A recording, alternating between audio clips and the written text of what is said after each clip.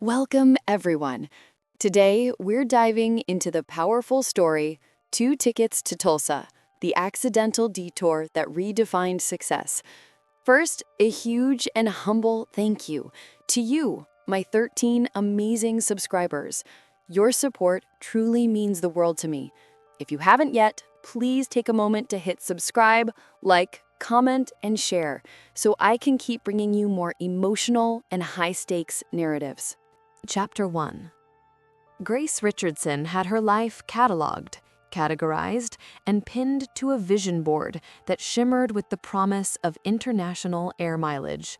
At 29, she was the operations director of Richardson Travel and Tours, a legacy agency her grandfather had founded, and one her father, Thomas, now ran with the ruthlessness of a private equity shark. Grace was not only expected to maintain the family brand, she was expected to elevate it, to transition its focus entirely from respectable domestic tours to exclusive, bespoke global experiences for the ultra-wealthy. Her personal life was to follow a similar trajectory: high altitude, high stakes, and perpetually in motion. Her ideal partner, detailed in a surprisingly specific internal memo, was a globe-trotting financier, someone with a permanent membership to multiple airline clubs and a primary residence in, say, Monaco or the Upper East Side, not someone who spent Saturday mornings at a suburban hardware store. Today, she was supposed to be in Zurich, finalizing a critical multi-million-dollar contract with the Swiss holding company of Mr. Alistair Finch, a man who not only met her internal criteria, but probably wrote the book on it. He wore tailor-made suits, spoke 4 languages fluently, and was currently negotiating a massive luxury cruise deal that could cement Richardson Travel's shift into the 7-figure segment. Grace felt the familiar, exhilarating rush of purpose, the purposeful, jet-set lifestyle she was bred for. Her carefully orchestrated journey, however, came to a screeching, unexpected halt somewhere above the American Midwest. The severe, unseasonal thunderstorm that swept through the region was described by the flight crew with an ominous gravity usually reserved for volcanic eruptions. Grace's sleek, direct flight from New York to Switzerland was abruptly diverted, not to a major hub like Chicago or Dallas, but to the least likely place imaginable, Tulsa International Airport, Oklahoma. The moment the plane jolted onto the tarmac, Grace felt a profound sense of wrongness, a gravitational pull pulling her down from the stratosphere of her intended life.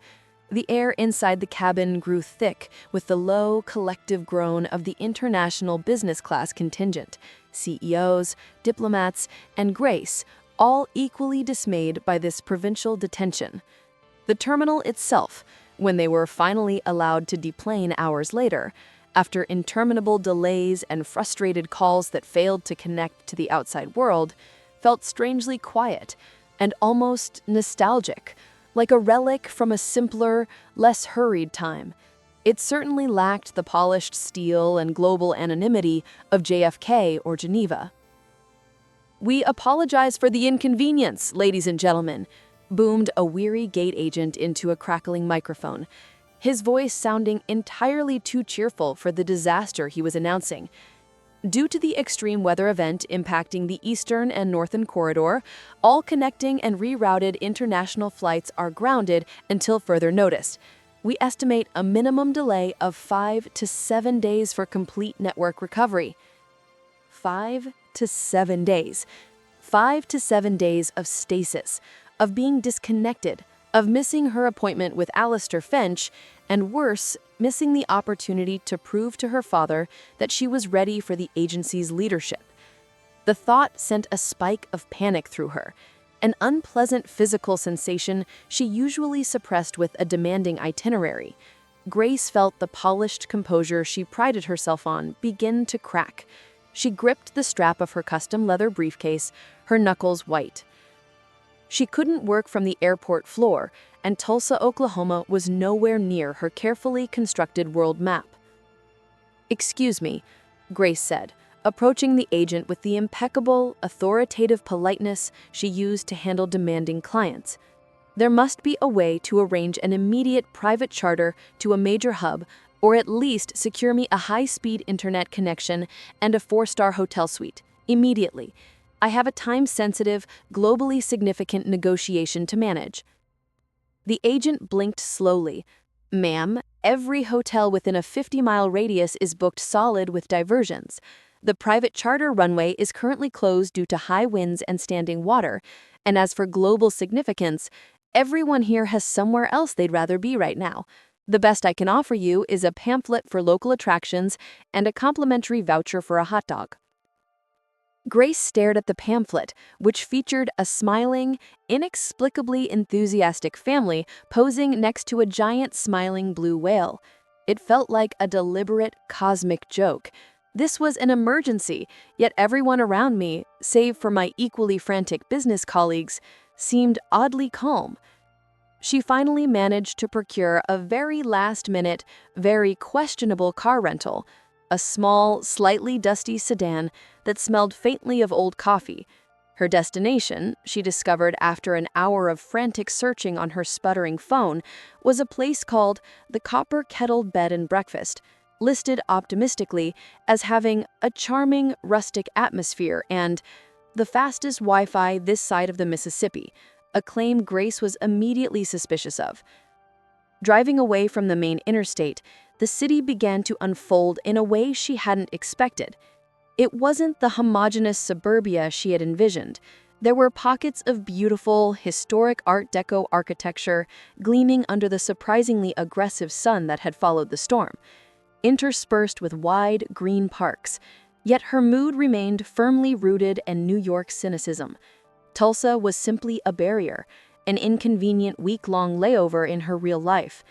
She located the Copper Kettle down a winding, tree-lined street in a quiet, older neighborhood.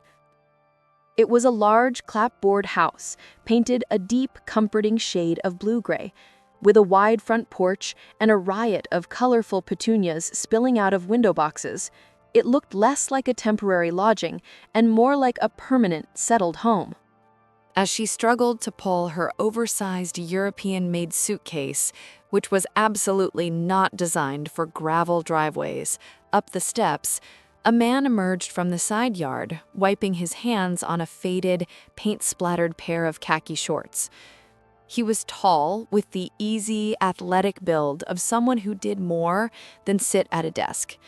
His dark brown hair was slightly tousled, and his eyes, a startlingly clear, warm hazel, held a genuine, unhurried curiosity as they settled on Grace. He wore an old, soft-looking university t-shirt and an expression that suggested he had all the time in the world. He was, Grace noted with a professional eye, far too attractive to be a B&B proprietor, yet utterly unsuitable for her life.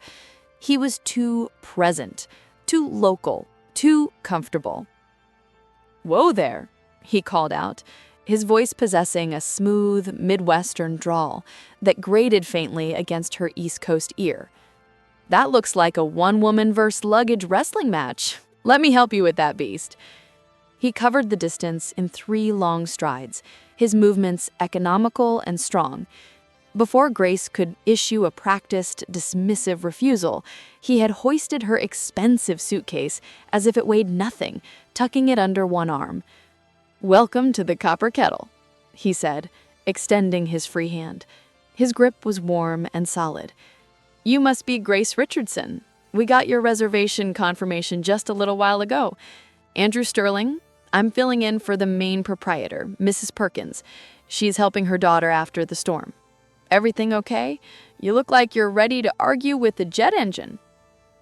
Grace managed a tight, professional smile that didn't quite reach her eyes. "Mr. Sterling, thank you. I am not ready to argue with the jet engine, but I am certainly ready to argue with the entire weather system and the lack of contingency planning. I need a room and I need Wi-Fi that can handle secure international video conferencing. 5 to 7 days is unacceptable, and I need to mitigate the damage immediately. I trust you can direct me to the most discreet room with the best connectivity." Andrew didn't flinch at her clipped, demanding tone. Instead, his hazel eyes crinkled at the corners in amusement. He looked like someone who found jet-set anxiety baffling but harmless. "I can definitely direct you to the Bluebell Room. It's quiet, sunny, and Mrs. Perkins' Wi-Fi boasts that Mississippi claim for a reason. But Grace," he paused, letting her name settle between them. "But let me give you the first piece of Tulsa advice. Breathe. Nothing's happening fast here, except maybe the morning coffee. Let's get you settled, then we'll tackle the international incident. How does that sound?" Grace wanted to object, to list her titles and her financial obligations, but the sheer exhaustion of her failed journey and the genuine warmth in his voice momentarily silenced her. She watched as he effortlessly carried her entire professional life up the steps and into the house. Her mind screamed inefficiency, but her weary body felt a strange, almost scandalous flicker of relief. For the first time in months, she had been stripped of her carefully planned momentum, leaving her stranded not just in a city, but in a life she hadn't chosen. And the local school teacher seemed entirely too pleased to be her only port in the storm. The long, unexpected week had just begun. Chapter 2. The Bluebell Room was, despite Grace's deep-seated prejudice against anything prefixed with charming or rustic, undeniably lovely. It was large and airy, dominated by a four-poster bed draped in crisp white linen and bathed in the soft morning afterglow light of the Oklahoma sun. The windows overlooked a vast, shady backyard where a hammock swung gently between two enormous oak trees. It was a space designed for leisure, reflection, and slowing down, the antithesis of Grace's entire existence. After settling her briefcase, the contents of which included a meticulously organized timeline for world domination, she attempted to establish a proper communications hub. The Wi-Fi, to her utter shock, was indeed fast, humming with a speed that put her Manhattan apartment's connection to shame. She spent the next 4 hours in a flurry of damage control, rescheduling the Finch meeting, placating her father, and fielding calls from clients convinced their European itineraries were now somehow also rerouted to Oklahoma. The conversations with her father, Thomas Richardson, were the most draining. He was a man of high standards and zero patience for external variables like weather. "Tulsa, Grace, I don't understand. This is incompetence. You should have rerouted to DC and chartered from there. You are supposed to be closing this deal, not having a vacation in some provincial backwater." Thomas's voice, amplified by the transatlantic phone line, sounded like a drill sergeant. "Father, every major hub was closed. This was the only safe landing site. I'm mitigating. I've secured a video conference slot with Mr. Finch for Thursday, 4 days from now. I just need a reliable, professional base." Grace pinched the bridge of her nose. "A base that smells of potpourri and floral wallpaper, I assume," he scoffed. "Ensure you maintain an air of absolute control, Grace. Finch needs to know we are capable of handling his global demands, not that we are victims of a localized storm. Your whole future, the agency's future, depends on this. I expect you to act like the globe-trotting businesswoman you are destined to be." He hung up, leaving Grace trembling slightly with residual tension. This was the core of her family conflict, the relentless pressure to embody an ideal, the polished, internationalist daughter who would fulfill Thomas's ambition. Her love for the agency was real, but her fear of disappointing him, or worse, proving his quiet doubts about her competence, was what truly drove her relentless pursuit of the next exotic location and the perfect, unobtainable partner. She was running a race she hadn't chosen, fueled by the expectation of a life she wasn't sure she even wanted. A soft knock interrupted her troubled thoughts. "Room service, if you can call it that," Andrew's voice announced from the hallway. Grace opened the door to find him holding a tray laden with a chipped china teapot, a delicate ceramic mug, and a plate piled high with shortbread cookies dusted with powdered sugar. The entire presentation was so aggressively charming, it was almost offensive to her current state of mind. Mrs. Perkins' famous lemon shortbread, and I figured you needed something stronger than a hot dog voucher, so this is Earl Grey. He stepped into the room with an easy familiarity that Grace immediately categorized as an invasion of space, though a pleasant one. He set the tray down on a small writing desk. "Mr. Sterling, you really don't have to." "Andrew, please." "And yes, I do. You look like you're about 2 minutes away from booking a flight to the moon just to escape your current reality," he teased, leaning against the doorframe. "Besides, you look stressed. Is the international incident still in high gear?" Grace sighed, picking up the mug. The tea was fragrant and comforting. "It's a family business incident, Andrew. My father believes my presence in Tulsa is an act of treason against global enterprise. I am supposed to be securing a multi-million-dollar deal right now. Instead, I'm grounded." She made the words sound like a life sentence. Andrew's expression softened, the amusement replaced with an insightful empathy that surprised her. "Ah, the dreaded family expectation. I know that feeling. It's heavy baggage. What makes you think being grounded is a bad thing?" "Because my life isn't here," she said immediately, gesturing vaguely towards the windows and the hammock. "My life is about movement. It's about the next passport stamp, the next challenge, the next continent. That's where the real action is, where the money is, where the adventure is. Tulsa is peace, and peace is the enemy of ambition." Andrew pushed off the doorframe and walked toward the window, looking out at the sprawling backyard with a possessive pride. "I'm a school teacher, Grace. 5th grade. I teach local history and basic economics. I live 3 blocks from where I grew up. This house, it belongs to my neighbor, Mrs. Perkins, but I help her run it in the summers and whenever she needs a break. My life is the dictionary definition of grounded." He turned back to me, and the warmth in his hazel eyes felt like a challenge. "But I can tell you there's plenty of intrigue in teaching a room full of 10-year-olds the complexities of the Dust Bowl. There's charm in watching a community pull together after a storm, and there's definitely beauty in a life where you know exactly where you belong. Adventure isn't about the distance you travel, it's about the depth of experience you allow yourself to have." Grace found herself staring, not just at his handsome face, but at the sheer unfussedness of the man. He was utterly content. This was the great cultural clash she now faced, her ambition, which mandated constant forward motion, versus his peace, which embraced absolute presence. "I have a meeting scheduled for Thursday. Alistair Finch expects a level of sophistication I can't exactly project from the backyard hammock. I need to spend the next few days working on my presentation, not contemplating the virtues of stillness." "Fair enough," Andrew conceded with a smile, "but you do need to eat, and you need to see a little more than the inside of this lovely room. I'm heading to the grocery store shortly to restock Mrs. Perkins' famous pantry. If you'd like a break from the tyranny of global expectations, you can join me. I promise not to lecture you on the inherent beauty of aisle 5. Grace hesitated. Every fiber of her professional being screamed no. She should be on a call, researching Zurich real estate, or perhaps attempting to bribe a private pilot. But her head was starting to ache from the relentless pace she usually maintained, and the scent of lemon shortbread was proving incredibly persuasive. "A grocery run," she conceded grudgingly.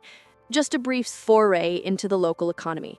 And only if the phone signal is reliable in the produce section. I have to maintain availability." Andrew's smile widened, lighting up his face in a way that was genuinely captivating. "Deal. 10 minutes. Don't worry, Grace. We'll have you back to your high-stakes negotiations before you can say, 'Oklahoma is actually quite lovely.'" As he left the room, Grace took a bite of the shortbread. It dissolved on her tongue in a burst of citrus and butter. Simple, perfect, and completely unexpected. She pulled out her phone and searched for Tulsa, Oklahoma, notable landmarks. She needed to mentally arm herself with something to counter the pervasive sense of settled life that Andrew Sterling was radiating. She was a travel agent. She knew how to define adventure, and it definitely didn't involve fifth-grade history lessons or grocery aisles. Did it? The question, foreign and slightly rebellious, echoed softly in the quiet Bluebell room. Chapter 3.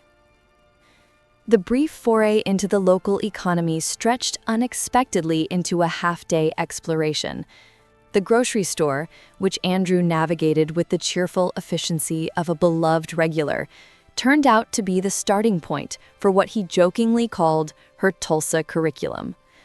After securing Mrs. Perkins' essential supplies, a list that included an impressive amount of local goat cheese and specialized coffee beans, Andrew detoured the dusty sedan into downtown Tulsa.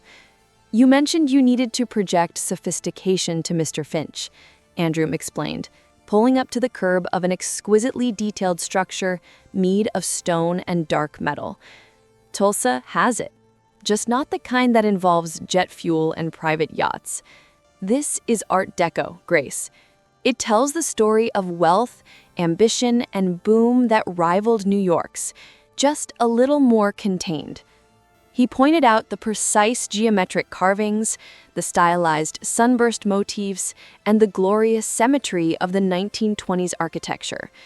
Grace, whose professional specialty was the Baroque churches of Italy and the modernist hotels of Dubai, was forced to admit the beauty was compelling. It was a history written in stone, reflecting a courage and optimism born from oil wealth. She felt a professional admiration, grudgingly bestowed. "It's beautiful," she finally conceded, adjusting the strap of her handbag. "But it's fixed. It's history. I sell the future of travel, Andrew, which is perpetually changing." "The future is built on history, not in spite of it," Andrew countered, his tone gentle but firm. "Tulsa is a city that keeps reinventing itself, a lesson I teach my kids all the time. It's not static. Look." He drove them next to a massive, oversprawling urban oasis known as the Gathering Place. It was a public park unlike any she had ever seen, a marvel of modern landscape architecture, featuring acres of playgrounds, streams, unique climbing structures, and wide grassy lawns teeming with happy, noisy families. It was vibrant, ambitious, and clearly a statement of community pride. "This is why I stay," Andrew said, watching a group of children chase each other near a giant slide. "This is the reward of being grounded. This is the place where my students and their parents and their grandparents all come together. This is where I see the impact of my work. The most meaningful adventure isn't always the one that takes you farthest away, Grace. Sometimes it's the one that roots you deepest." Her internal resistance was beginning to feel less like a shield and more like a stiff, uncomfortable suit of armor. She was captivated by the unforced, open joy of the place, the genuine feeling of community belonging that Andrew effortlessly embodied. He was completely himself here, recognized by a passing colleague, waving to a student's mother, a vital cog in the beautiful, peaceful machinery of this unexpected city. Later that evening, the reality of her professional emergency clawed its way back through the pleasant distraction. She was sitting in the B&B's quiet, wood-paneled study, trying to finalize the details of her Finch presentation when an email flashed across her screen.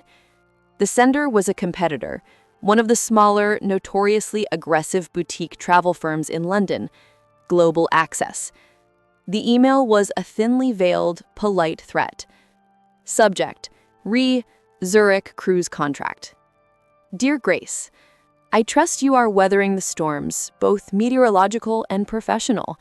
It's certainly a turbulent time for international travel. We at Global Access have just received word that Mr. Finch's timeline has been significantly accelerated. Given the unfortunate circumstances preventing your team from making the necessary in-person contacts this week, we have been asked to step in and provide a secondary, accelerated proposal. Naturally, we hope your situation improves swiftly, but business waits for no one, especially not Alistair Finch. We are finalizing our presentation and will be meeting his team on Thursday morning, Zurich time, the same slot you were aiming for. Best of luck with your mitigation efforts. Best regards, Julian Vance, CEO, Global Access. The blood drained from Grace's face.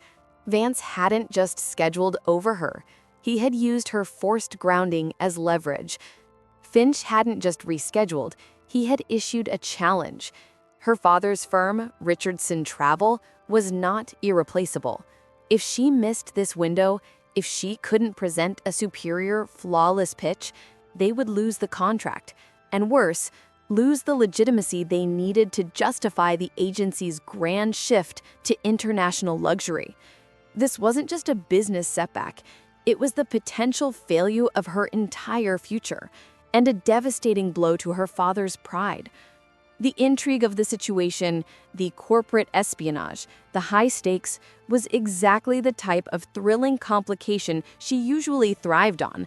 But being trapped in Tulsa, hundreds of miles from her resources, made the thrill curdle into cold fear.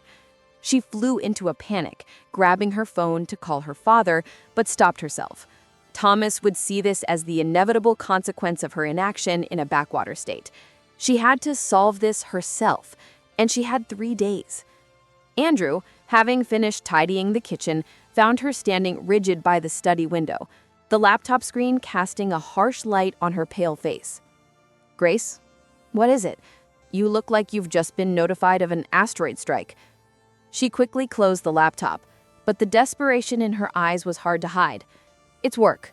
The competition, Julian Vance, he's moved to seize the Finch contract. He's presenting Thursday morning, the exact time I was meant to have my video conference. I need to counter him. I need to be more impressive, more prepared, more global than he is, even from here." "Okay." "Deep breath," Andrew said, calmly, walking over and placing his hands lightly on her tense shoulders. His touch was grounding, a physical anchor against the corporate storm raging around her. "What does that involve? Do you need documents? Do you need to fly someone out?" "I need to make the presentation unforgettable. I need to project absolute confidence and high-level professionalism even through a screen. I need to look impeccable, like I just stepped off a jet from Paris, not like I'm running a marathon from a B&B study. Finch is a stickler for appearances. I don't have any suitable clothes. My luggage has only casual wear and travel clothes for Zurich, nothing remotely gala or high finance. I need a perfect outfit. And I need a stage." Andrew thought for a moment, his gaze assessing her. A gala, impeccable, high finance look. "Okay, Tulsa can be impeccable, Grace.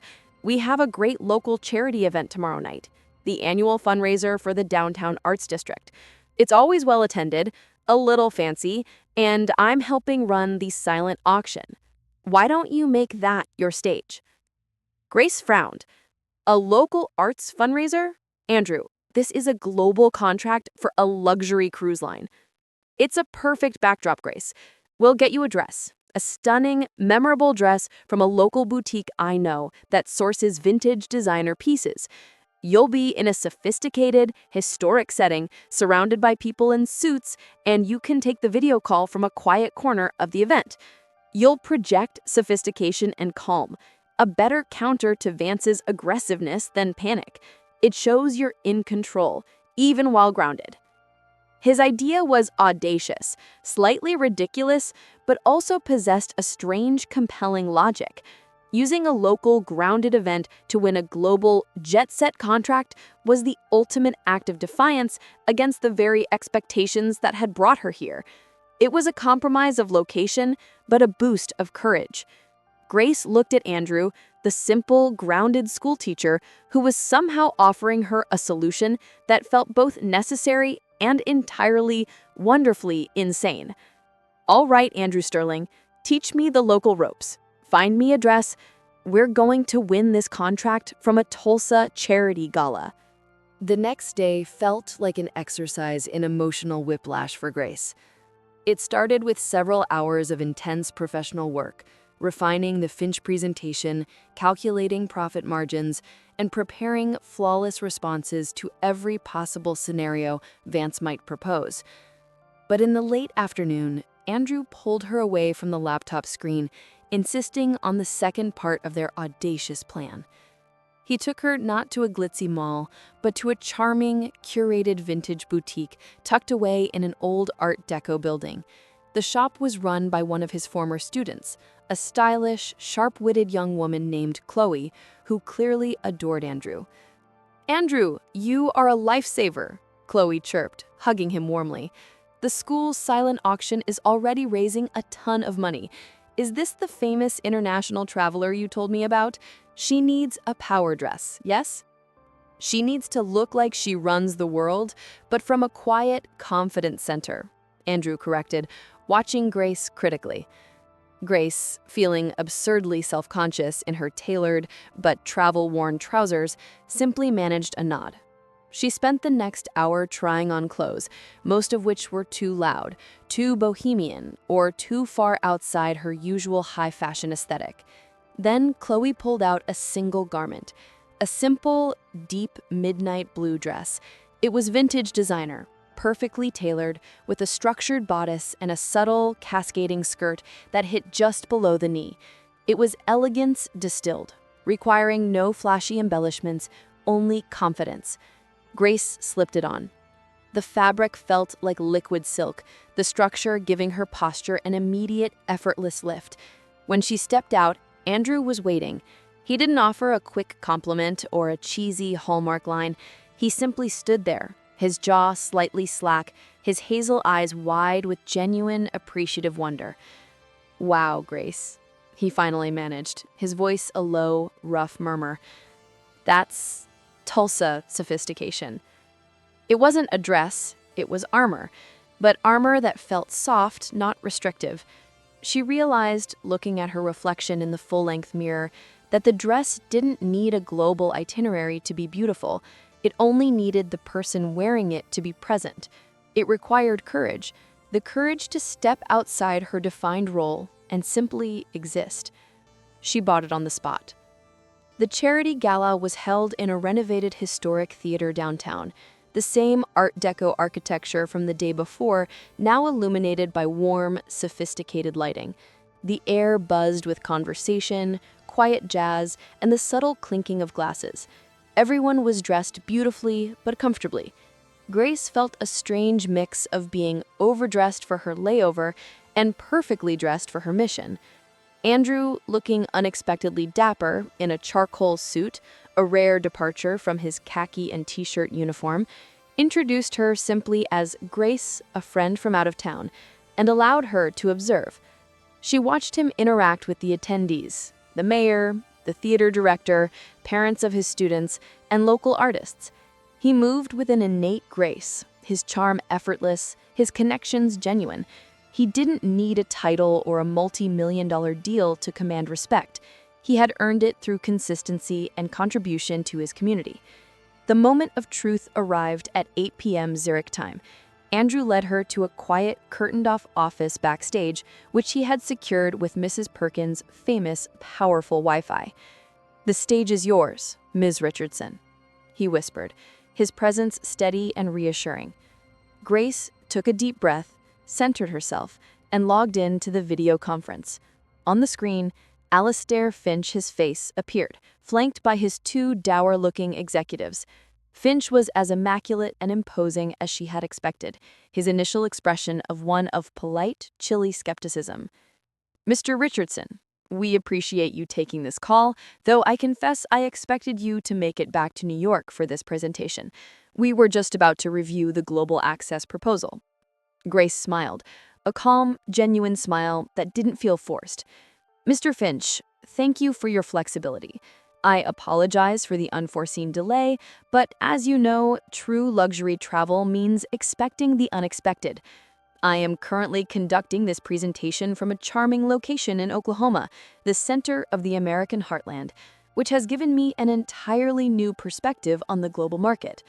While I was grounded, I didn't stop working. I simply adjusted my focus." She then launched into her pitch.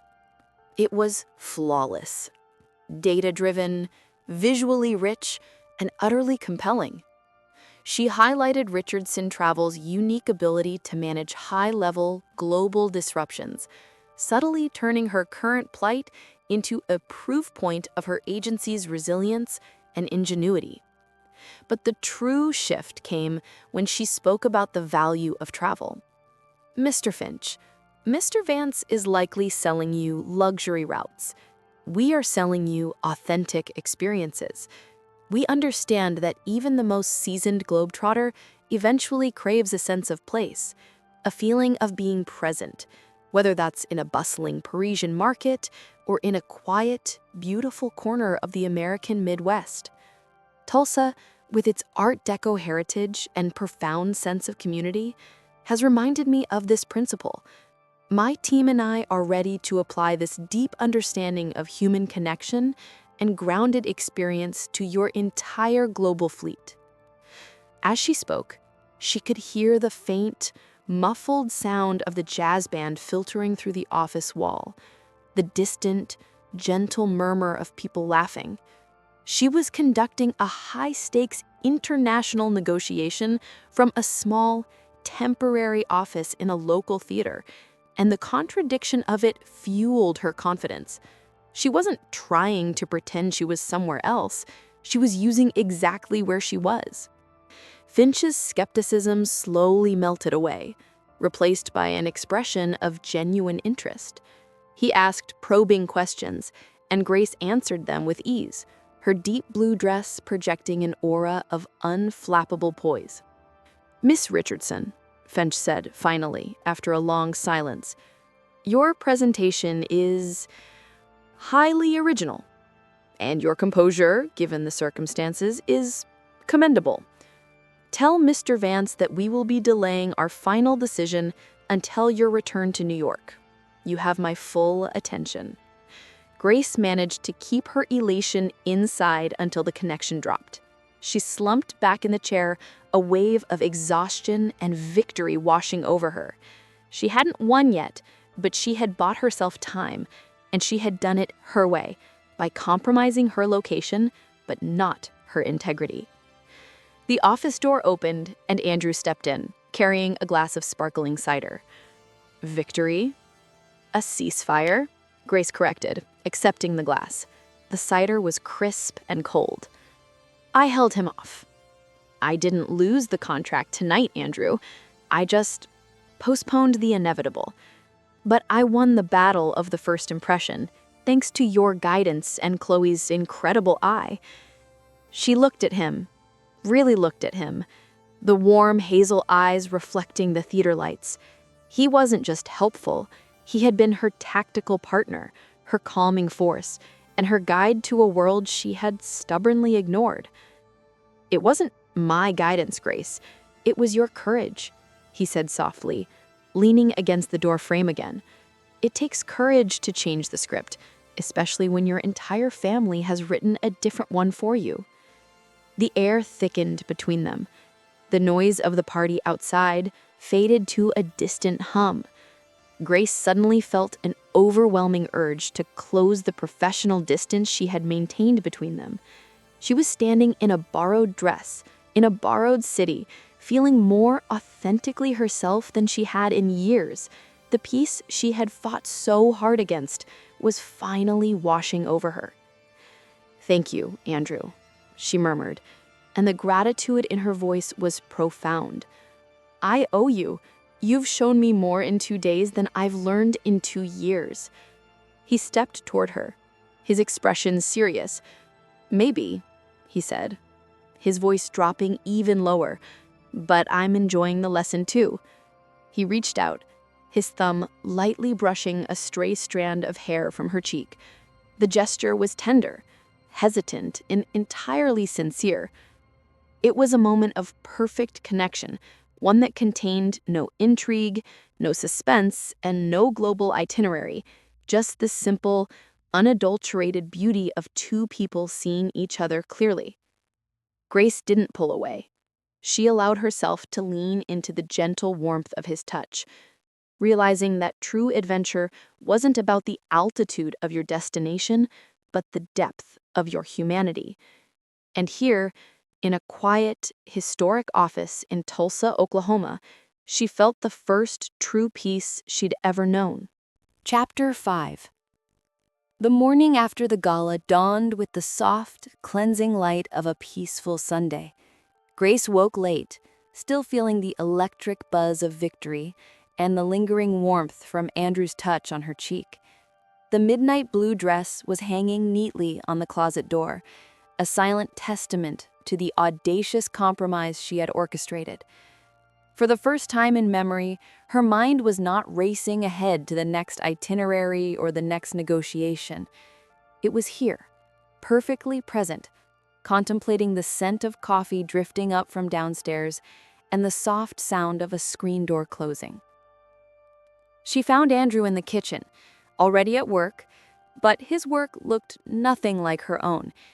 He was wearing jeans and a comfortable flannel shirt, standing over a cast-iron skillet, expertly flipping pancakes. The kitchen was a warm, comforting hub, all copper pots, fresh flowers, and the rhythmic sizzle of butter. This was Andrew's true element, not just filling in for a neighbor, but effortlessly nurturing his environment and the people in it. "Good morning, CEO of International Travel," Andrew greeted her, sliding a plate piled high with golden pancakes and fresh berries across the antique wooden counter. "I trust you slept well after conquering the high-stakes world of global cruising from the local art scene." Grace laughed, a genuine, relaxed sound that surprised even herself. She hadn't realized how tense she had been until the pressure lifted. "It was certainly a professional first. I credit the B&B's impeccable Wi-Fi and your calming presence, and these look incredible." As they ate, the conversation flowed easily, no longer constrained by the rigid boundaries of Grace's initial professional detachment. She told him about the sheer absurdity of her father's expectations, the pressure to not just run the agency, but to become a facsimile of his own jet-set ideal. She spoke about the constant vigilance required to maintain an image of effortless global sophistication, and the inherent loneliness of dating men who spent more time in airline lounges than in their own homes. "It sounds exhausting, Grace," Andrew said quietly, leaning back with his coffee. "It sounds like you're trying to impress someone who won't ever truly be impressed, because his expectation isn't rooted in who you are, but in who he needs you to be for the business legacy." His observation cut right to the core of her inner conflict, a painful but liberating truth. Exactly. And that's the hardest part. I do love the agency, Andrew. I love creating perfect moments for people, even if those moments are happening thousands of miles away. But I feel like if I pause, if I stop moving, I fail.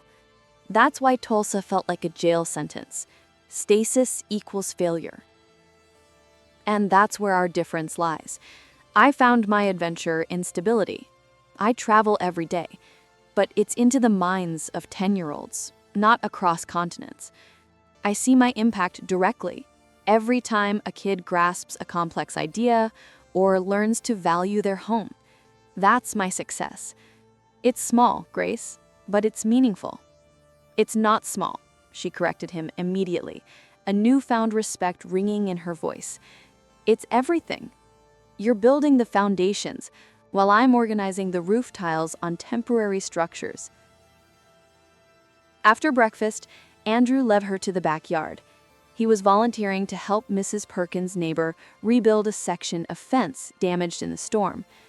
Grace, clad in an immaculate designer t-shirt and white jeans, watched initially with her arms crossed, feeling utterly useless. She could negotiate a multi-million-dollar contract in 4 languages, but she couldn't wield a hammer. Andrew, sensing her awkwardness, handed her a paintbrush. "You said you needed to be grounded, right? Well, start here. The fence needs sealant before the next rain. It's simple, meditative, and absolutely essential to this little community. Hesitantly, Grace began to work. The repetitive motion, the scent of wood and paint, the feeling of the sun warm on her neck was profoundly simple. Andrew worked beside her, effortlessly moving between manual labor and engaging conversation, never patronizing her amateur efforts.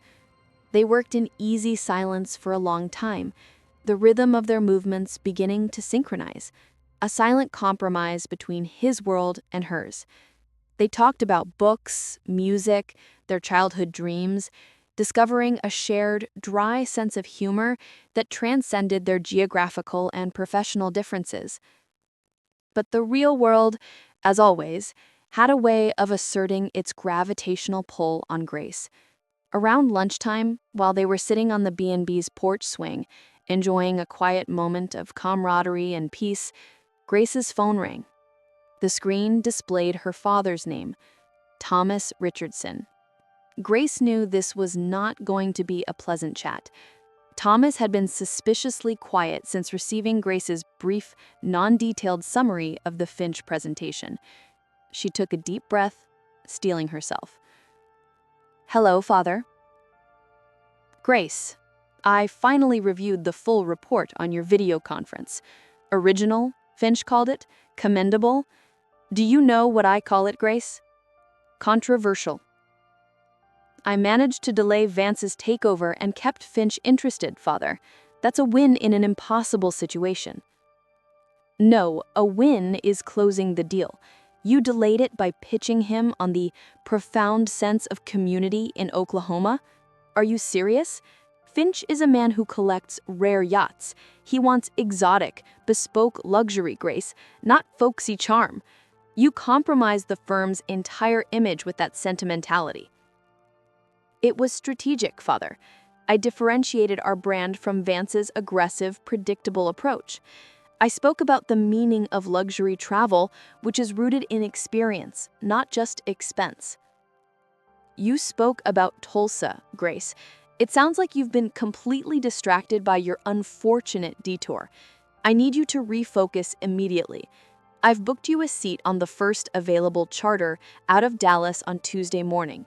You will take it, fly directly back, and resume control of the Finch negotiations from New York, where you belong. Is that clear?" The command was absolute. Tuesday morning. That was tomorrow. Her unexpected week of reprieve was being violently cut short. Grace looked at Andrew, whose easy smile had faded, replaced by an expression of deep, protective concern. He knew, instinctively, that this phone call represented more than just a flight booking. It was the entire weight of her legacy crashing back down. "Yes, Father. Tuesday morning," Grace replied, her voice flat, the vibrant energy of the morning draining away. When she ended the call, she stared out at the quiet, tree-lined street, which suddenly looked less like a peaceful refuge and more like a temporary cage from which she was about to be released back into her high-altitude imprisonment. Andrew gently took her hand, his thumb stroking her knuckles. "Tuesday morning," he repeated, the two words heavy with implication. "That gives us one last full day to prove that a little peace and groundedness is a far better adventure than constant motion." He stood up, pulling her to her feet, his hazel eyes meeting hers with an intensity that promised a profound, unforgettable experience. "Tomorrow, you get the real tour, Grace. The world I build every day. The place where my heart is. If you're going to leave Tulsa, I want you to leave knowing exactly what you're walking away from." Grace nodded, the challenge in his words sparking a new kind of courage. She had one day left to compromise with her destiny, one day left to explore the true meaning of adventure, and one day left to decide if the life written for her in New York could ever truly measure up to the unexpected happiness she found here on a porch swing in Tulsa. The stakes of the Finch contract suddenly seemed negligible compared to the contract of the heart she had unwillingly started writing with Andrew Sterling. Chapter 6. Monday dawned with a sense of urgency and quiet sadness. It was the last day of Grace's accidental detour, the final 24 hours before the reality of Thomas Richardson's meticulously planned world recaptured her. Andrew, true to his word, had planned a comprehensive final exam in the Tulsa curriculum. He drove her, not in the dusty sedan, but in his own slightly older, reliable truck, to the local elementary school where he taught. It was summer, but the building was humming with activity. Teachers setting up, a few students attending a summer reading camp, and general preparations for the upcoming school year. The school was a large, unassuming brick structure, filled with the energy of purpose and potential. Andrew's classroom, room 5B, was a vibrant explosion of maps, historical timelines, and student-made art. Grace, who was used to the sleek, minimalist design of corporate boardrooms, found the organized chaos utterly endearing. Andrew's desk was covered in grading papers and a surprisingly complex-looking diorama of the state capitol building. "Welcome to my headquarters, Grace," Andrew said, gesturing proudly around the room. "This is where I handle my multi-million-dollar investments in the next generation." Grace smiled, running a hand over a dusty globe. "It's impressive, Andrew. It has genuine character, unlike most of the soulless, temperature-controlled spaces I usually inhabit." Andrew had brought her here for a specific reason. The school was preparing for its annual Community Day, a large event that required detailed logistical planning, something that had always fallen apart in previous years. He handed Grace a thick binder overflowing with poorly organized spreadsheets and handwritten notes. "Here's the challenge, Grace Richardson, Operations Director of Richardson Travel and Tours. We need to create a flawless flow plan for Community Day. Where should the food trucks go?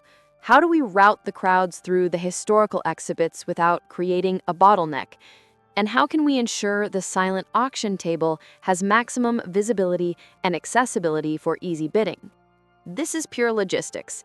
Show me what you can do when you apply your global skill set to a local problem." Grace's initial reaction was a flash of professional disdain for the amateur planning, quickly replaced by a wave of genuine excitement. This was a puzzle she knew how to solve. She thrived on optimizing movement and experience. They spent the next 4 hours immersed in the plans. Andrew provided the context and community knowledge. Grace provided the rigorous, efficient methodology. She used her skills in crowd flow analysis, usually reserved for cruise ship embarkations, to map out the school grounds. She utilized her expertise in high-visibility marketing, normally for 5-star resorts, to strategically place the auction and refreshment tents. "See?"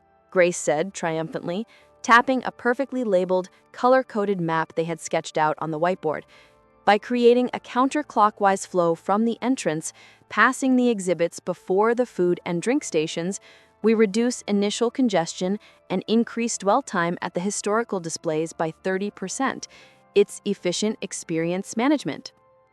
Andrew stared at the whiteboard, a mixture of admiration and awe on his face. "That's genius, Grace. It's like a corporate strategy for happiness. You truly are brilliant at this.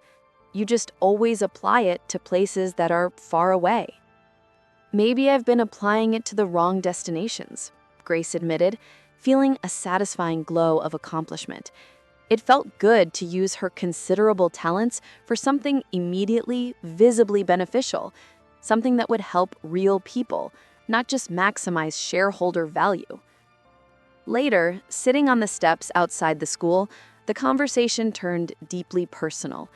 Andrew brought up the call from her father, the harsh expectation that loomed over her life.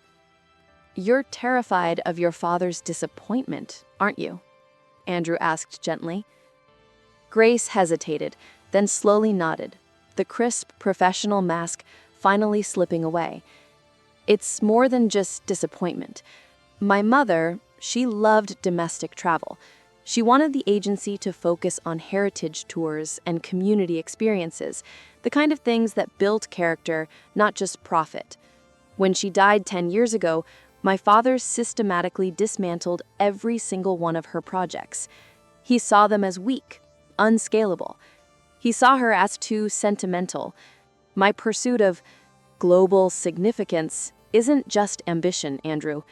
It's my way of proving I'm not sentimental, that I'm the strong one, the one worthy of the legacy.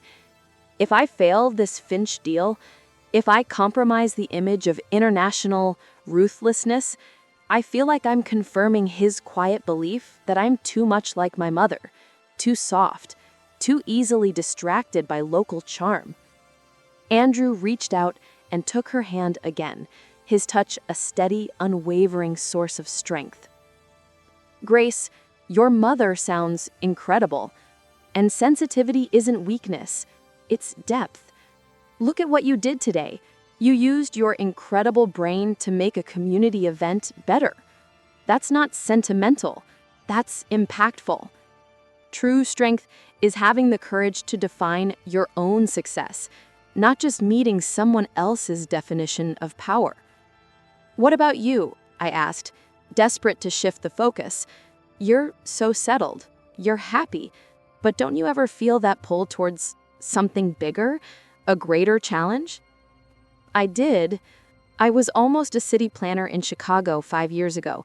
High salary, massive projects. I was going to change the face of a massive metropolitan district, but I felt anonymous. I was a cog. I realized I'd rather shape a dozen young minds every year than spend 10 years fighting city council over zoning permits. I chose the life where I could see the faces I was affecting. I chose peace over profit, and I've never regretted it. Peace is not the enemy of ambition, Grace. It's the reward of purpose.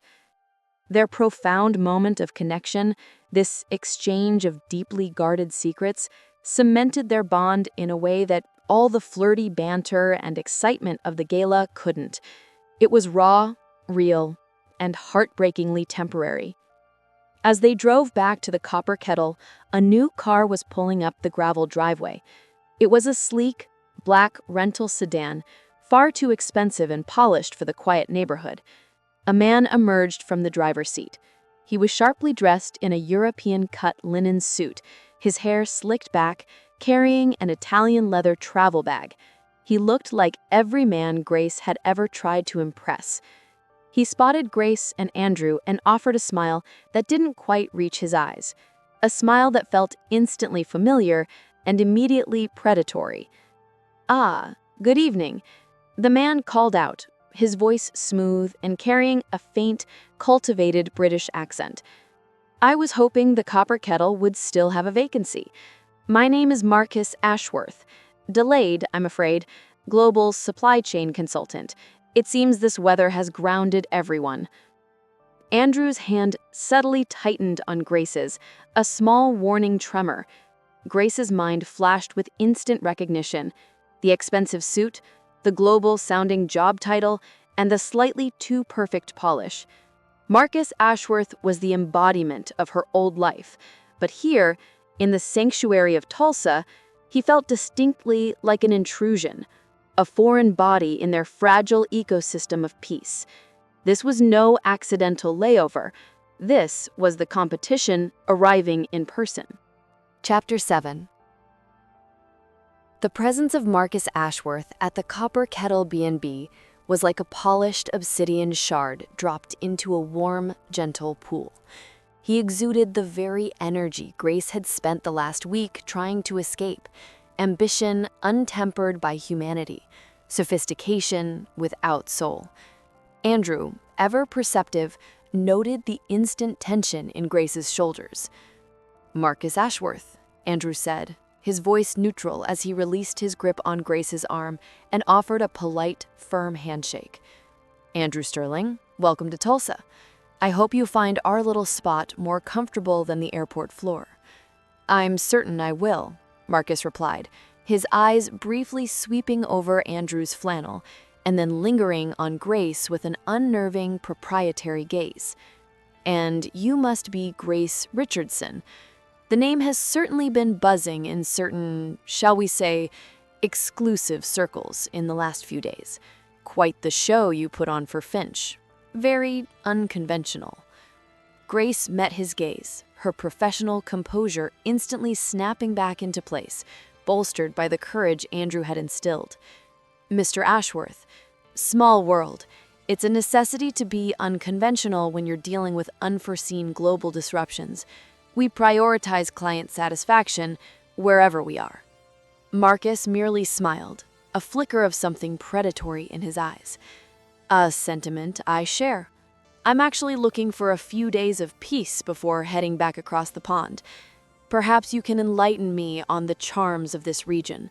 I've heard rumors of a spectacular new public park. I like to keep abreast of high-level infrastructure projects. It's part of the supply chain analysis." Andrew caught the subtle shift in the conversation.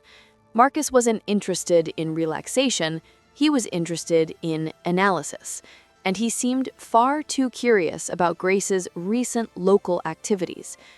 "I'd be happy to show you the gathering place, Marcus," Andrew offered smoothly, taking control. "But first, let me get you settled in the Meadowlark room. It's upstairs, far from the kitchen and the study. Very discreet." Grace watched as Andrew effortlessly but decisively separated Marcus from her and led him inside. It was clear Marcus was not a weary traveler. He was an operative, almost certainly sent by Julian Vance to observe Grace, determine how she managed her miracle pitch, and find any weakness to exploit before the final decision.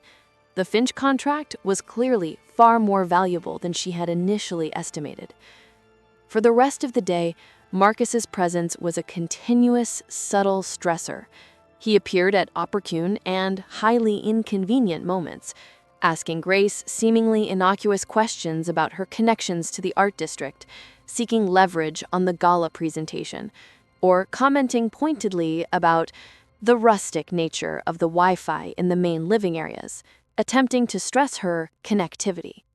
Grace and Andrew communicated silently across the crowded spaces of the B&B. A slight tightening of Andrew's jaw, a quick glance that conveyed warning, a subtle positioning of himself between Marcus and Grace. He was her shield, her local protection, using his knowledge of the home and the environment to keep the enemy at bay. That evening, Grace received another, far more insidious email, this time not from Vance, but apparently from Alastair Finch's office, a request for a deeply detailed, highly proprietary document regarding the financial health of Richardson Travel's cruise division, due by 9 a.m. EST the next morning. The request was legitimate looking, but the timing was suspicious. It was clearly a high-pressure tactic designed to send Grace scrambling and expose any organizational weaknesses. It was the final, devastating piece of the puzzle. "This is Vance," Grace whispered to Andrew, standing in the B&B study with the laptop open, late that night. Marcus was supposedly asleep upstairs. "He's using a fake or compromised channel to apply maximum pressure. He knows I fly out tomorrow morning. He wants me to spend the entire night compiling this, burning myself out so I arrive in New York exhausted and distracted. And he wants to see if I fail to produce it on time." "We need to buy you time," Andrew said, running a hand through his dark hair, looking determined and utterly focused. "You have to get some rest, Grace. You need to be sharp for the flight and the confrontation with your father. We'll handle this." "How?" "This requires specialized data from our secure servers back in New York, and I can't just ignore a direct, albeit suspicious, request from Finch's office." Andrew sat beside her, the scent of fresh wood sealant from their earlier fence work a grounding presence next to the expensive perfume Grace wore. "We can't access the files, but we can manage the optics and create a diversion. This is where Tulsa charm beats global cunning." Andrew explained his plan, They would draft a response so sophisticated, so steeped in professional confidence, that it would raise more questions for Finch about his own security channels than about Richardson Travel's readiness. They would cite a regional, local event, a power fluctuation, a temporary, highly localized cyber attack focused on the school's network, as the reason for a necessary, preemptive delay. He would use his local authority as a school administrator to create a plausible, localized reason for Grace's temporary inaccessibility, a reason that Vance, the outsider, couldn't possibly anticipate or disprove without revealing his hand. "This is a localized peace offering," he explained. "You're showing Finch that you're meticulous enough to spot an anomaly and resourceful enough to protect your data even from a regional cyber threat. It makes the location, Tulsa, feel less like a backwater and more like an operational outpost." The depth of his loyalty and his swift protective action broke through Grace's remaining emotional walls. She leaned in, resting her head briefly on his shoulder, utterly exhausted but profoundly safe. "Andrew, you are incredible. You're fighting my global battles with local wisdom. I don't know how to thank you." "You can thank me by getting 4 hours of sleep," he instructed gently, tilting her chin up so her eyes met his. "And then by telling me the truth. You're leaving tomorrow. This whole week, it was supposed to be a layover, but it's become something else entirely. We both know it." The tension was palpable. The air in the study, thick with the scent of old paper and new love, felt electric. Grace had always chased the grand gesture, the big adventure. But the true suspense, the most powerful intrigue, was here, in this quiet, stolen moment, confronting the reality of a love she hadn't searched for. "I know," Grace admitted, her voice barely a whisper. "It's terrifying, Andrew, because I finally found the adventure I was looking for. And it's right here. It's you." Their moment of emotional honesty, the true collision of their two worlds, was brutally interrupted by a sudden, loud sound from upstairs. The sound of the Meadowlark room door being forcefully opened, followed by the rapid thud of footsteps descending the B&B's main staircase. Marcus Ashworth was not asleep. He was moving, and he was likely looking for something or someone. The intrusion had become a direct confrontation, right before Grace was due to leave. The sudden, heavy thud of footsteps on the oak staircase shattered the fragile peace of the study. Andrew reacted instantly, his protective instincts surging forward. He pushed Grace gently behind the sturdy writing desk, his body instantly alert, transforming the calm schoolteacher into a man ready for conflict. "Stay low. He's looking for the laptop or your phone. He wants to confirm the document request was received." Andrew muttered, his voice a low, steady rumble. The study door, which was slightly ajar, swung open. Marcus Ashworth stood framed in the doorway, impeccably dressed, but his polished veneer was slightly compromised by a hint of hurried desperation in his eyes. "Ah, Andrew, Miss Richardson," Marcus said, his voice smoother than velvet, though slightly out of breath. "Apologies, couldn't sleep. Jet lag, I suppose. I thought I heard a noise. Just checking the security of the place before turning in." Grace remained hidden behind the desk, but Andrew stepped into the room, blocking Marcus's view of the equipment. "We were just doing the same thing, Marcus. I was getting Grace a glass of water. Mrs. Perkins is strict about security. We keep the main study locked when we're not in here. You must have heard me closing up." Andrew's lie was seamless, woven with local knowledge and authority. He walked toward Marcus, slowly closing the gap, his physical presence dominating the small space. "Is there anything I can get you? Maybe one of Mrs. Perkins' sleep tea sachets. They're very popular." Marcus hesitated, his eyes darting past Andrew, trying to catch a glimpse of the desk.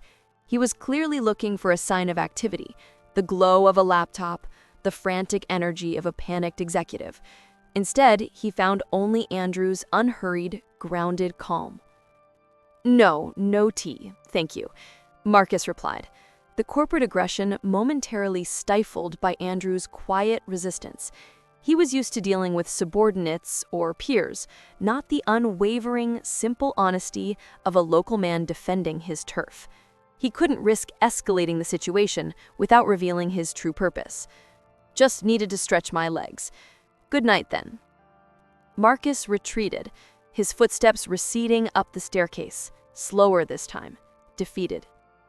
Grace emerged from behind the desk, her heart pounding, but her focus razor-sharp. He was looking for evidence that I was working on the documents. He wanted to confirm the pressure was on. And he found nothing but a school teacher protecting his friend. Andrew's intensity softened the moment Marcus was gone. He locked the study door. The heavy click sounded final. They quickly executed their counter-strategy, drafting the official, polite, and thoroughly professional response to Finch's suspicious document request, citing the regional network security incident and promising the data upon her safe return to headquarters. Andrew's insight into creating a plausible, locally grounded distraction was brilliant. They finished the task well past midnight. Grace had won the battle of the compromise. She had protected her professional standing and, more importantly, had protected their shared peace. But the peace was now limited, a ticking clock looming over them. They retreated to the quiet living room, the beautiful Art Deco clock on the mantelpiece, ticking away the final hours of her stay. Her flight was at 9 a.m. The atmosphere was heavy with unspoken emotion, the gravity of their imminent separation outweighing the thrill of their recent victories. Grace sat on the sofa, pulling her knees up to her chest, trying to process the confusing mix of professional triumph and personal despair. "It's over," she whispered. "The whole accidental layover, the truce with my ambition, the quiet joy, it ends in just a few hours." Andrew sat opposite her, his expression a portrait of gentle sadness. This was the moment of truth, the final test of their unexpected love. He had to be as honest about his feelings as he was about his life. "I'm rooted, yes, but roots don't mean immobility. Grace, they mean strength, and I am in love with you," he stated simply, the directness of his declaration cutting through all the corporate drama and emotional hesitation.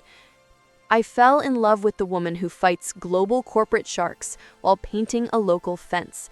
I fell in love with the way your efficiency makes everything better, even a fifth-grade logistics plan. I don't want you to change your ambition, but I want you to change your definition of adventure." He stood up and walked toward her, kneeling in front of the sofa so they were eye to eye. "I can't be a globe-trotting financer, Grace. My commitment is here, to my students, to this community. But I can fly. I have vacation time. We have phones and video calls that actually work, thanks to Mrs. Perkins. We have courage. We have peace. We have passion. We have to decide if what we found here is worth fighting for, worth compromising for, because I'm willing to compromise on distance if you're willing to compromise on destination." Grace's tears finally spilled over, but they were tears of overwhelming relief and love, not defeat. She reached out, placing her hands on his cheeks, the rough flannel of his shirt scratching softly against her skin. "You're asking me to compromise my father's legacy, Andrew, to defy everything I've been taught to value." "No," he corrected softly. "I'm asking you to protect the most important legacy of all, your own heart. And if that means you redefine Richardson travel to include the kind of grounded, authentic experiences you found here, then so be it. If you choose me, Grace, I promise you, every return ticket home will feel like the grandest adventure of all." The truth was undeniable. Her heart had chosen, unequivocally. She finally saw that the ambition she clung to was merely a protective shell, and the true, exhilarating courage was the vulnerability Andrew offered. The clock on the mantelpiece ticked loudly, sealing their fate. Grace leaned forward, closing the final emotional distance between them, meeting his kiss with an equal measure of desperate finality and hopeful promise. It was the kiss of two people making a silent, terrifying, but beautiful commitment across continents and worldviews. She was leaving in a few hours, but she was no longer going alone. Her ticket was back to New York, but her heart had bought a permanent layover in Tulsa. The hurried goodbye at dawn was the hardest thing Grace had ever done. It wasn't dramatic, it was whispered, constrained by the reality of the impending separation. Andrew drove her to the tiny municipal airfield near Tulsa, where a sleek private charter awaited, a stark symbol of the world she belonged to. "This isn't goodbye," Andrew insisted, pulling her into a fierce embrace on the tarmac, the Oklahoma air still cool and smelling of rain. "This is just the first intermission. You go, you fight, you redefine success, and I will be here, holding a line in room 5B. Grace nodded, clinging to him. The courage she felt was no longer fueled by ambition, but by the grounded, unwavering love of the man in front of her. She reached into her pocket and pulled out a small, smooth piece of riverstone, the kind Andrew used to show his students as a tangible piece of local geology.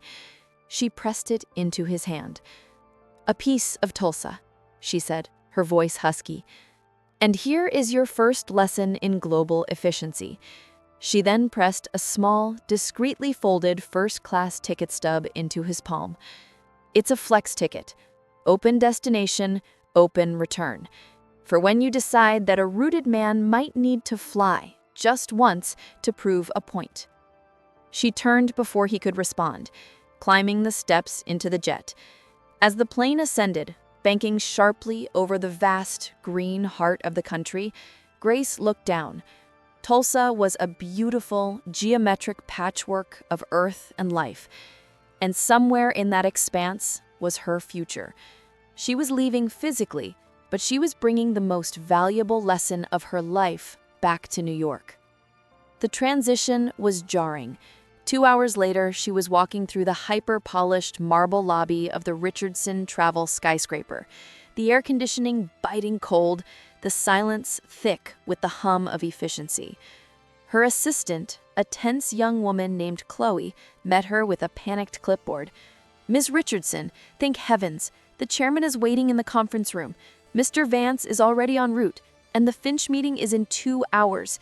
And that response you sent regarding the document request, the chairman wants an immediate explanation. He says you sound like you've been running an agrarian commune." Grace barely flinched. She walked past her assistant, her stride purposeful. She felt like a seasoned warrior returning from a successful campaign, not a prodigal daughter returning in disgrace. She was wearing her most severe power suit, but the small, smooth riverstone from Andrew was in her pocket, a constant reminder of gravity. Thomas Richardson was waiting in the executive conference room, flanked by 2 corporate lawyers. The room was all glass and chrome, overlooking the concrete canyons of Midtown. Thomas looked immaculate and furious. "Grace, 2 minutes," his father said, his voice low and dangerous. "The email you sent to Finch's people this morning, citing a localized security anomaly affecting key regional infrastructure. Explain yourself. You sounded defensive. You mentioned the school district network. What in God's name does the school district network have to do with the financial health of a global cruise line?" Grace met his gaze, utterly composed. She didn't raise her voice, but the steel in it was unmistakable. "It's called proactive operational security, Father. I received a suspicious, out-of-band request for proprietary financial data timed to coincide with my travel. Rather than scrambling to provide documents that could expose us to cyber vulnerability, I cited a plausible, localized external issue, a community network incident reported by the local administrator, to preemptively buy time. I showed Finch I was cautious and meticulous, not disorganized. I sent the full, verified document package to his private server just 10 minutes ago, timed perfectly to arrive before the meeting. He will see a woman who was not just globally capable, but locally resourceful."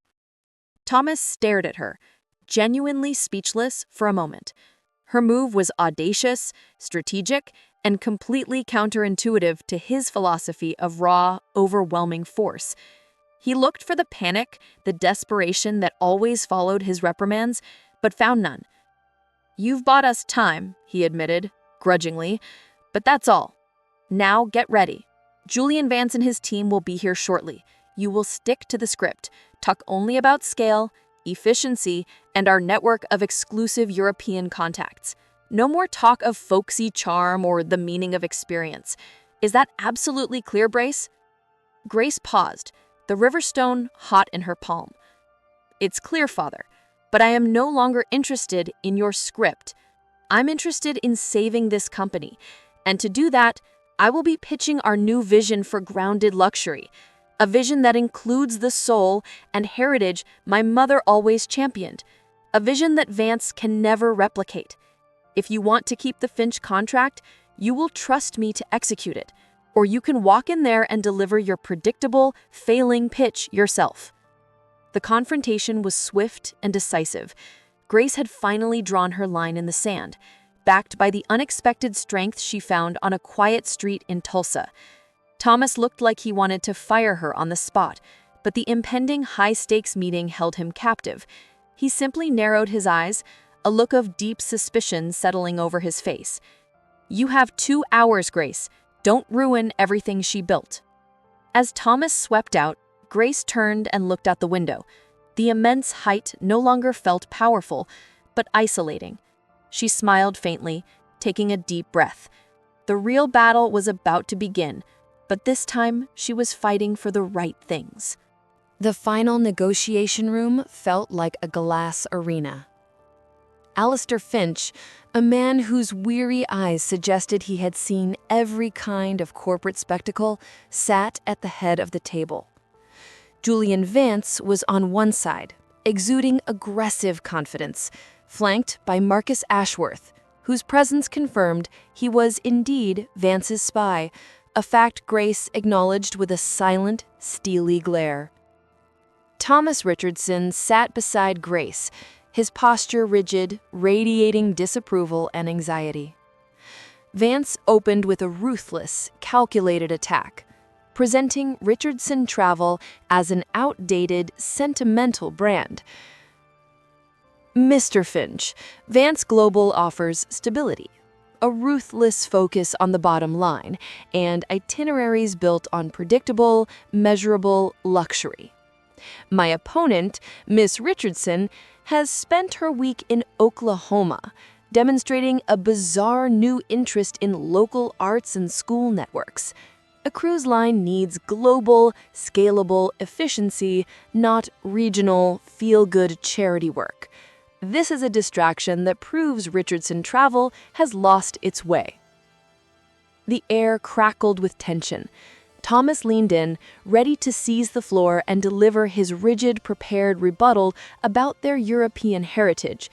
But Grace placed a hand firmly on his arm, a silent command for him to wait.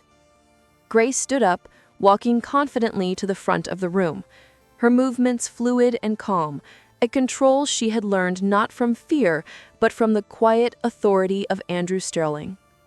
She ignored Vance entirely and addressed Alistair Finch directly. "Mr. Finch, Mr. Vance is correct. The world of luxury travel is facing disruption, but he misidentifies the source. The disruption isn't the weather, it's meaning." She activated the massive projection screen. Instead of showing slides of yachts and crystal, the first image was a high-quality photograph, the Tulsa Art Deco ballroom, bathed in golden light, Andrew and Grace smiling together, momentarily caught in a dance, surrounded by the diverse crowd of the charity gala. "This," Grace announced, her voice ringing with conviction, "is a photograph from my distraction in Tulsa, and it is the future of luxury. Vance Global sells destinations. Richardson Travel now sells context and connection." She clicked to the next slide, which outlined her new strategy, the Richardson Heritage Track. The wealthiest travelers are tired of the predictable. They want authenticity. They want to connect with the people and the culture of the places they visit, not just the five-star resorts. Our new cruise line will anchor our voyages in grounded luxury. This means that at every port, we will partner with local organizations, schools, arts councils, environmental groups to provide truly bespoke, high-impact cultural experiences that are unavailable to the average tourist. She paused, looking directly at Fint. Vance offers predictable efficiency. We offer a profound sense of place, the kind of irreplaceable memory that begins locally but defines the global experience. The Finch contract is about more than just ships, it's about investing in a legacy that matters. Marcus Ashworth leaned over and whispered something sharply to Vance, clearly thrown by the pivot. Vance scoffed. Sentimental nonsense. How do you scale folksy charm, Miss Richardson? How do you monetize community impact? She turned to Vance, a cool, professional smile gracing her lips. You scale it through meticulous, intelligent logistics, Mr. Vance, which I, the highly trained CEO of this firm, have perfected. But the most valuable asset is the trust and loyalty that sentiment builds. Vance Global is built on aggression. Richardson Travel, under my leadership, is built on integrity and soul. She finished her presentation by showing a mock-up of the cruise ship's onboard library and activities. Rather than generic entertainment, it featured courses taught by local historians, artists, and conservationists from the upcoming ports of call. It was a fusion of global scale and local depth. A long, agonizing silence settled over the room. Thomas was pale, his eyes wide with a mix of shock, outrage, and dawning realization. Finally, Alistair Finch spoke. His voice was quiet, but carried the authority of billions. I have to say, Miss Richardson, your original pitch from Tulsa intrigued me. It was the only thing that made me reconsider a deal I thought was already closed with Mr. Vance. My family, you see, established its wealth not in Manhattan or London, but in a small, obscure shipbuilding town on the Maine coast. I know the value of roots. Finch looked from Grace to Vance, then back to Grace, his eyes finally showing a spark of genuine interest. Mr. Vance, your pitch is mathematically superior, but Miss Richardson, your vision is soulfully superior. You are selling the missing element of modern travel. You have successfully differentiated your brand. Your conviction in this new direction is palpable. Finch stood, extending his hand to Grace. Richardson Travel gets the contract. But I want a personal guarantee, Miss Richardson, that this grounded luxury concept, this heritage track, will be the core focus of the new cruise line, not a sideline. She shook his hand, her triumph absolute and deeply satisfying. I have your word, Mr. Finch. I plan to build this company around it. Vance slammed his briefcase shut, his face a mask of furious disbelief, and stormed out, Marcus Ashworth trailing shamefully behind. Thomas Richardson remained seated, silent, staring at the retreating figure of Julian Vance. He had won the deal, but he had lost control of his daughter and his company's vision. The true reckoning, Grace knew, was about to begin. The professional victory was hers, but the personal price was still due. Chapter 11. The victory celebration lasted exactly as long as it took for the elevator doors to close on Alistair Finch. The moment Thomas and Grace were alone in the vast conference room, the silence exploded. How dare you, Grace? Thomas's voice was a low, dangerous snarl, utterly devoid of the pride that should accompany a massive contract win. He stalked the length of the table, his movements sharp and agitated. You risked everything. You took my presentation, the foundation of this company's image, and replaced it with a slideshow of glorified Americana and charity work. You made a mockery of my life's work in front of Julian Vance." Grace stood her ground, her spine straight, the river stone heavy in her pocket grounding her in the moment. She felt no fear, only a profound, liberating clarity. "I saved it, Father. Your pitch was failing. It was exactly what Vance was pitching, just less aggressive. Finch wanted a reason to choose us, and I gave him one: differentiation. The Finch contract was never about the cruise line. It was about the Finch family legacy. I showed him that we understand legacy too, the kind built on substance, not just scale." "And what about my legacy?" Thomas demanded, slamming his hand on the table. "I built this firm on the principle of European bespoke excellence. You know your mother's projects, her Heartland Heritage Tours, were sentimental failures. They were unscalable, unprofitable distractions that almost bankrupted us in the recession. She was weak, Grace, and you are acting just like her." The insult was a direct hit, a deliberate attempt to wound her deepest vulnerability. But instead of recoiling, she absorbed the blow, converting it into strength. "She wasn't weak, Father. She was rooted. And those projects failed because you starved them of resources and ambition, prioritizing your endless acquisitions. But now I have the resources, and I have the ambition, and the mandate from Alistair Finch himself to make this vision work." Grace walked toward him, her voice unwavering. "I won the Finch contract. I secured a multi-billion-dollar deal and the future of Richardson travel.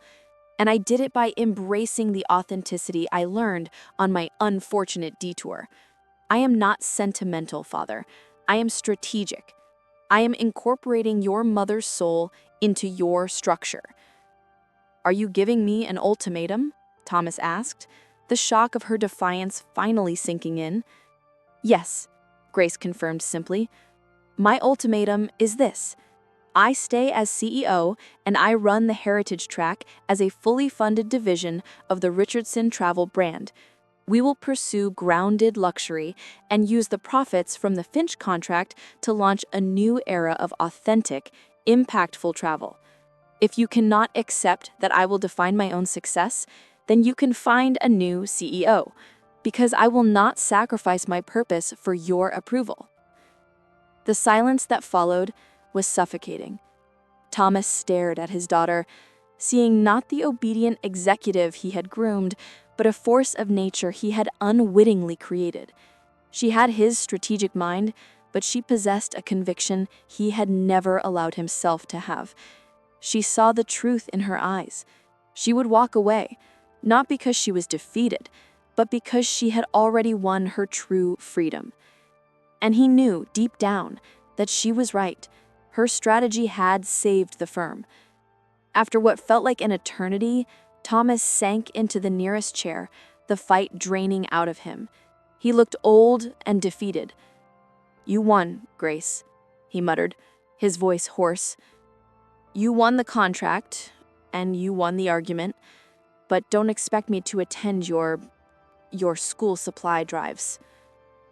Grace smiled, a genuine, warm smile that had been absent for years. "No, Father, but I might ask you to fund them.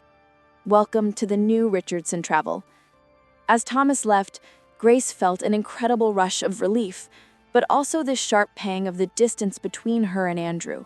The victory felt hollow without sharing it with him. She pulled out her phone and immediately sent a picture of the signed contract to the only person who truly understood the price and the value of that victory: Grace. Victory secured.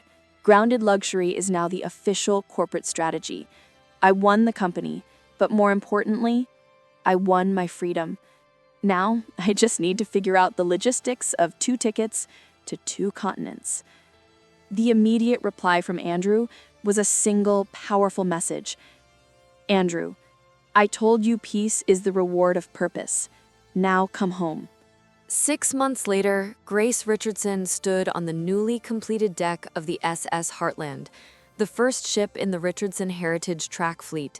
It was docked not in Monte Carlo, but in the refurbished port of Vicksburg, Mississippi, ready for its inaugural voyage focusing on civil rights history and regional arts.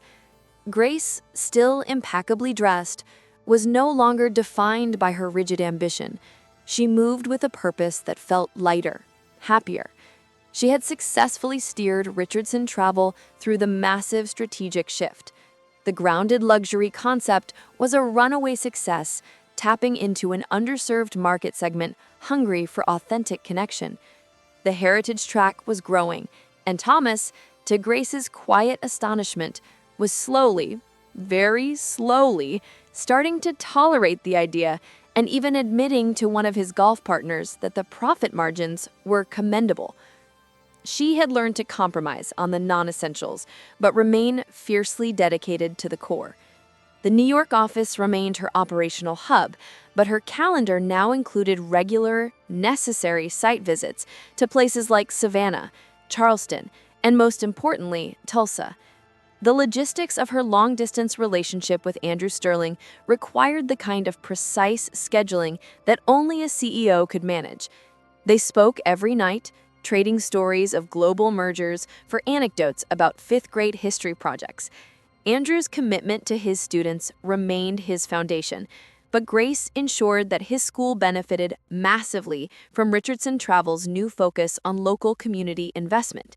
Room 5B now had the best tech package in the state thanks to an anonymous Art Deco fan. Today was a victory, and Andrew was here. He had used his open destination ticket not to fly to Paris or Rome, but to Vicksburg, a middle ground, a compromise that honored both their lives. Grace found him leaning against a railing, watching the river flow by. He was wearing a slightly rumpled linen shirt, looking comfortable and entirely out of place amidst the crisp uniforms of the ship's crew. He was holding a small brown paper bag.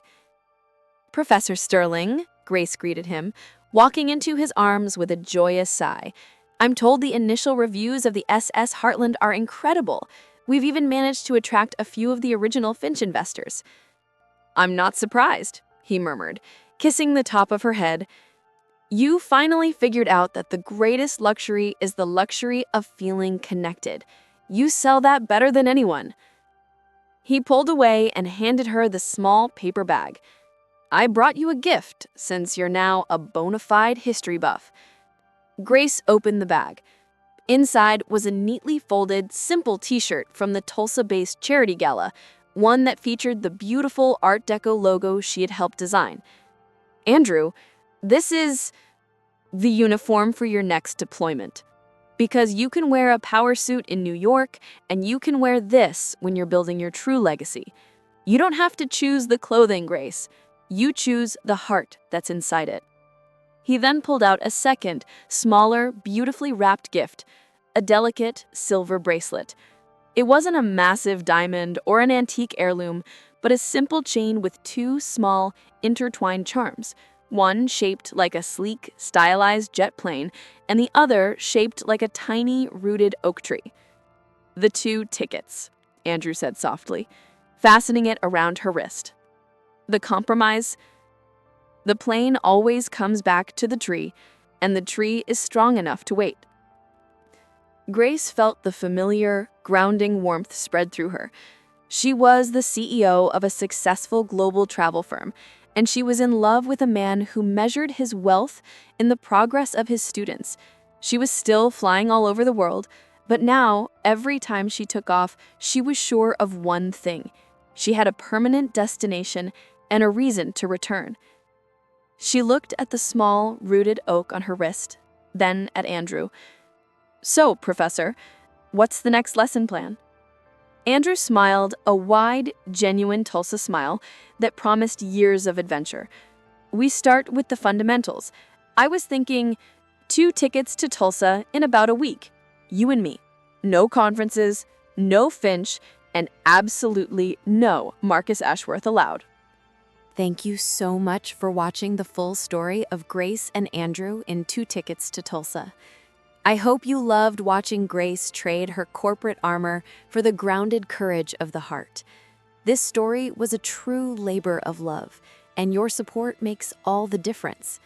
If this narrative resonated with you, please take a moment to subscribe to my channel so you never miss my next original story. Don't forget to hit the like button, comment with your favorite chapter, and share this story with a friend who loves a great romantic drama. From my humble heart, thank you sincerely for tuning in. I'll see you in the next one. Stay safe.